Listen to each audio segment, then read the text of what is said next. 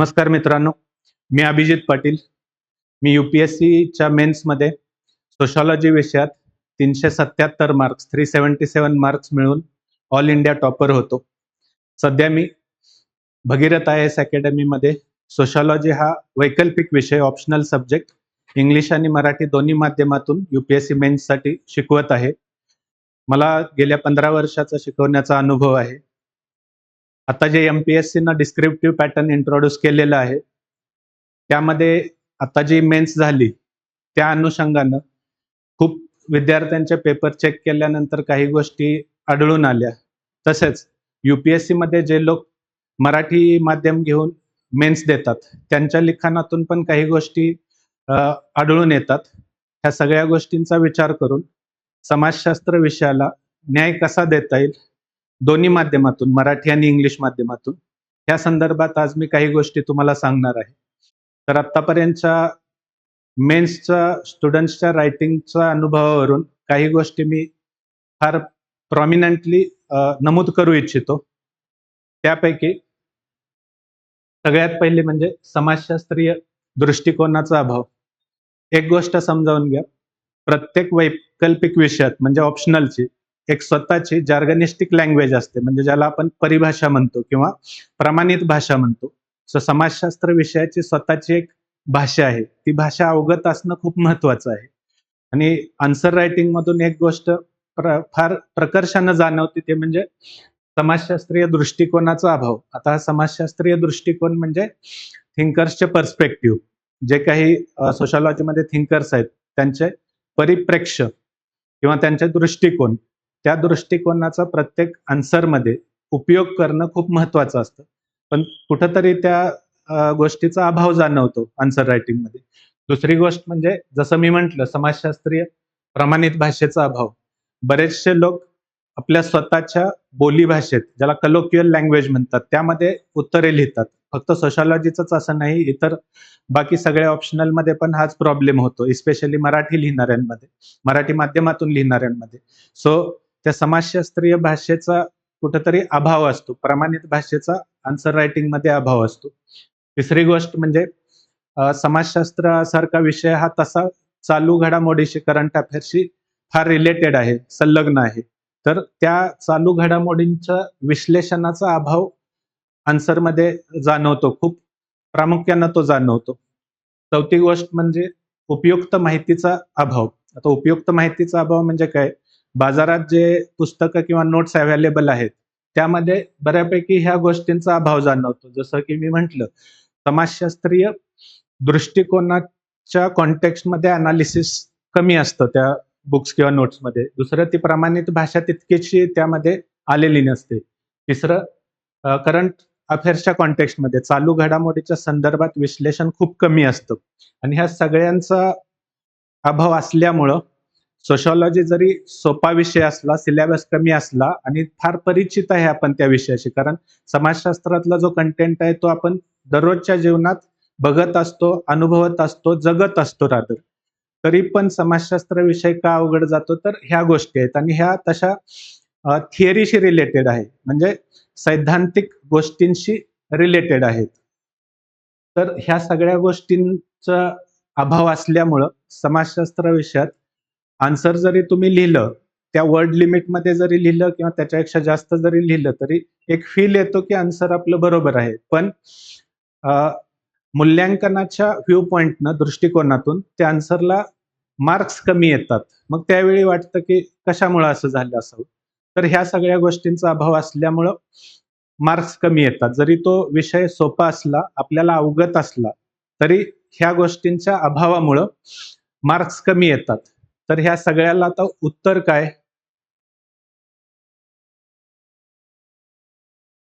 तर ह्याच्या जे काही मी कारणं सांगितली पहिली, की नक्की काय आढळून आलं, खूप मेन्सचे पेपर्स चेक केल्यानंतर पहिल्या स्लाइडमध्ये दाखवलेल्या गोष्टींची कमतरता जाणवली. तर ह्याची कारणं काय आहेत त्याचं आपण एक विश्लेषण करू थोडक्यात.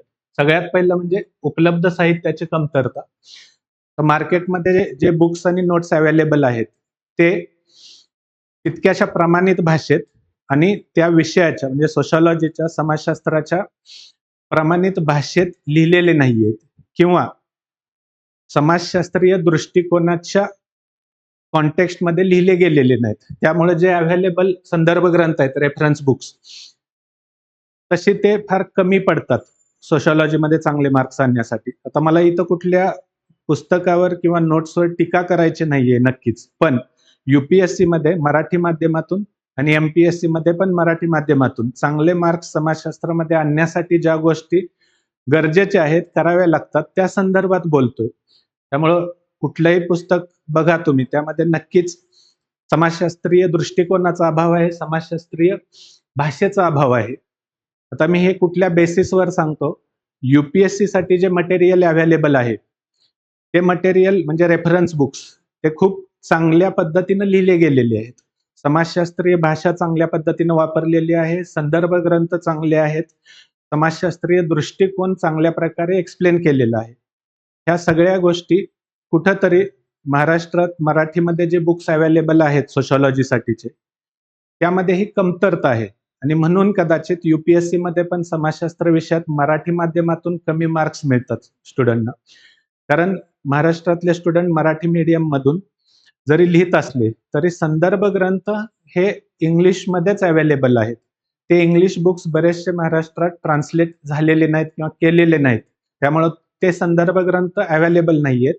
तशा पद्धतीच्या नोट्स किंवा तसं एक साहित्य उपलब्ध नसल्यामुळं सोशॉलॉजीमध्ये कमी मार्क्स येतात. दुसरी गोष्ट म्हणजे बाजारू पुस्तक आणि नोट्स जे आहेत, त्यामध्ये अनालिसिसची कमतरता आहे. अनालिसिस म्हणजे प्रत्येक गोष्टीचं एक विश्लेषण करण्याची पद्धत आहे. प्रत्येक गोष्टीचं विश्लेषण हे त्या विषयाच्या संदर्भात, त्या विषयाच्या भाषेत आणि त्या विषयाच्या दृष्टिकोनातून करणं गरजेचं आहे. त्याची कमतरता नक्कीच आहे मार्केटमधल्या नोट्स आणि बुक्समध्ये. तिसरी गोष्ट म्हणजे आता MPSC आणि UPSCचा सिलेबस सेम आहे, स्ट्रॅटेजी सेम आहे, सगळ्या गोष्टी सेम आहेत. सो ऑब्विसली UPSC ला जसा अभ्यास करतो एखाद्या विषयाचा, त्याच धर्तीवर MPSCचा पण अभ्यास करणं गरजेचं आहे. पण वास्तवात क्लासेस किंवा नोट्स किंवा बुक्समध्ये त्या पद्धतीचं कंटेंट अवेलेबल नाही किंवा UPSCच्या धर्तीवर विषयाची आकलन झालेली नसते. ह्या 3 गोष्टी कारणीभूत आहेत समाजशास्त्रामध्ये कमी मार्क्स येण्यासाठी. तर आता ह्या सगळ्यांवरती उपाय काय? तर मी पहिलं सांगितल्याप्रमाणे मी 15 वर्षापासून समाजशास्त्र हा विषय शिकवतो. आता मी भगीरथ IAS अकॅडमीशी संलग्न काम करतो. इथं मी मराठी आणि इंग्लिश ह्या दोन्ही माध्यमामधून समाजशास्त्र हा विषय शिकवतो. तर भगीरथ IAS अकॅडमीच्या प्लॅटफॉर्मवर आपण एक ऑरेंज बुक, तुम्ही हे बघू शकता, ह्याला ऑरेंज बुक असं नाव दिलंय. ह्या नोट्स म्हणा किंवा ह्याला पुस्तक म्हणा, हे आपण लॉन्च करतोय थोडेच दिवसात. तर हे पुस्तक UPSCच्या धर्तीवर लिहिलं गेलेलं आहे. सिलेबस सेम असल्यामुळं UPSCची जशी अपेक्षा आहे उत्तराची, तशा पद्धतीनं ह्या पुस्तकात आपण पेपर 1 आणि पेपर 2 चं खूप चांगल्या प्रकारे विश्लेषण केलेलं आहे. संदर्भ ग्रंथ हे पूर्ण UPSCचे वापरलेले आहेत. तशा पद्धतीनं सगळ्या गोष्टींचं अनालिसिस केलेलं आहे. म्हणजे या पुस्तकात तुम्हाला कुठल्याच गोष्टीची कमतरता जाणवणार नाही. संदर्भ ग्रंथातून ठराविक कंटेंट घेतलेलं आहे, अनालिसिस खूप चांगल्या पद्धतीनं केलेलं आहे, करंट कॉन्टेक्स्ट मध्ये सगळ्या गोष्टींचं अनालिसिस केलेलं आहे. प्लस जे एक्स्ट्रा इन्फॉर्मेशन लागते, जसं की सामाजिक सर्वे, रिपोर्ट्स, एक्सपर्ट ओपिनियन्स, ह्या सगळ्या गोष्टींचं ह्यामध्ये आपण ऍडिशन केलेली आहे. तर अशा पद्धतीनं एक कॉम्प्रेहेन्सिव्ह UPSCच्या धर्तीवर मराठीमध्ये हे पुस्तक आपण लॉन्च करणार आहे. तर थोड्याच दिवसात हे मार्केटमध्ये अवेलेबल होईल. त्याला आपण ऑरेंज बुक असं नाव दिलंय, कारण हॅर्लेम्बस नावाचं एक पुस्तक आहे. हॅर्लेम्बस हा थिंकर आहे. UPSC साठी त्याने एक बुक लिहिलेलं आहे. ते खूप एक आयडियल, आदर्श पुस्तक म्हणून आपण UPSC सोशॉलॉजीमध्ये वापरतो. त्या धर्तीवरच हे पुस्तक आपण तयार केलेलं आहे, म्हणून याला आम्ही ऑरेंज बुक असं नाव दिलेलं आहे. सो थोड्याच दिवसात हे मार्केटमध्ये लॉन्च होईल.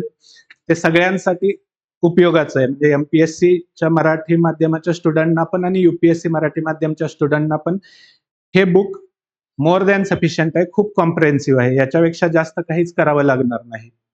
दुसरी गोष्ट म्हणजे आपण भगीरथ IAS अकॅडमीमध्ये पुढच्या महिन्यापासून सोशॉलॉजी ऑप्शनलसाठी नवीन बॅचेस सुरू करणार आहे.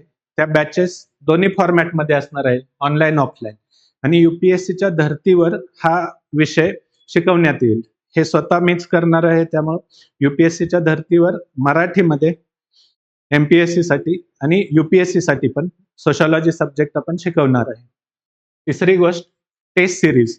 तर टेस्ट सिरीज ही अदरवाईज प्रत्येक क्लासमध्ये असते, प्रत्येक विषयाला असते.